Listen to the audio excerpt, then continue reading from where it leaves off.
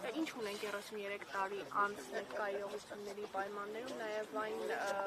միտումը, որ Հանրապետության ղեկավարը շնորհավորում է 1945 թվականին տարած հաղթանակի կապակցությամբ, բայց ոչ մի տող եւ որևէ անդրադարձ Շուշիի ազատագրման վերաբերյալ։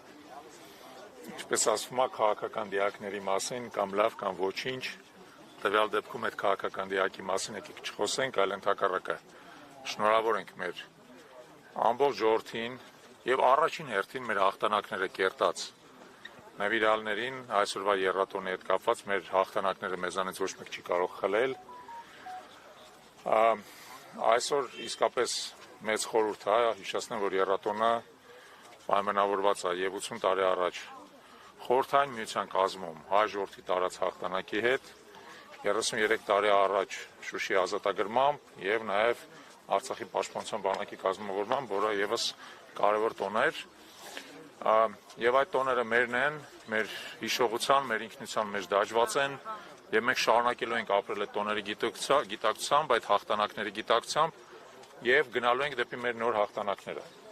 Մեր ժողովուրդը պետքա թոթափի այն անկճախտը, որը իրան բերել են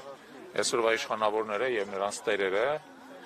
այդ պատվերով բերած անկճախտը մենք պետքա թոթափենք։ Մենք այն ազգն ենք, որ ընդունակ է համախմբվելու, մոբիլիզացվելու, կազմակերպվելու, տքնելու, աշխատելու եւ հաղթելու եւ պետք է ապրենք նոր հաղթանակների գիտակցությամբ։ Ես համոզված եմ, որ եռատոնը կդառնա քառատոն, մենք կբացենք նոր հաղթանակների էջը։ Պարոն Չալապյան, այսօրվա թեմայից մի փոքր դուրս, օրեր առաջ տեսանք ազգային ժողովում ինչ կատարվեց, երբ որ Նիկոլ Փաշինյանին հարց ուղղեցին էլի կոռուպցիայի մասին, նա բարկացավ, բոլորին սպառնաց, ասում է հաջորդը դուք եք լինելու, որ ԱԱԾ պատվանում եք հայտնվելու, ինչից սկսվեց այդ ամենը, ինչու ամեն անգամ, երբ որ կոռուպցիայից են խոսում, այսպես աղմուկ է բարձրացնում։ Ես կարծում եմ, որ մոտենում այն օրը, երբ որ Նիկոլ Փաշինյանը կանգնելու է դատարանի առաջ եւ պատասխան տալու իր գործած բոլոր հանցանքների համար, դրանք բազմաթիվ են,